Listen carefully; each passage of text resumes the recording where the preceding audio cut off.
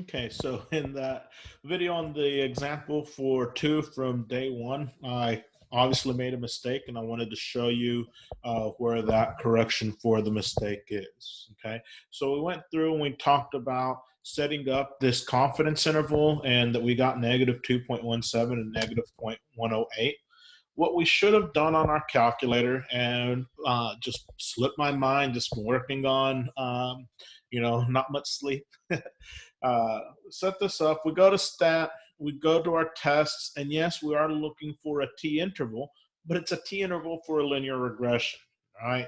So had we arrowed up first, we would have quickly been like, oh, hey, yes, that's what I need, my linear regression t interval. Now, in order to do my t interval for linear regression, I need to have the information for my linear regression. Notice it asks for x and for y.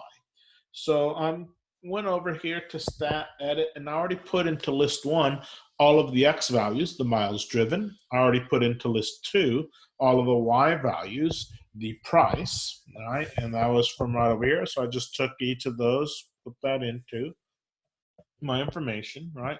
So I set that up, and once again, stat, I want to do a test, and I want to do a linear regression t interval, and I wanted it to be a 90% confidence level. So set this up, right? And I'm going to go ahead and calculate, and there we have my all of my regression information. And in fact, many times when you're running a linear regression, this is going to be the place to go to set everything up. And that's where we now see everything match up.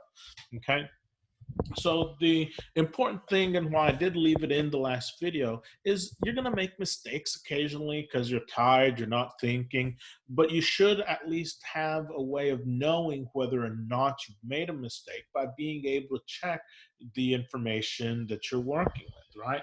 That if I looked over here and I checked when I had checked my work, I was like, no, this is the right number that I had set up. And I had just inadvertently done something wrong on the technology that I was using.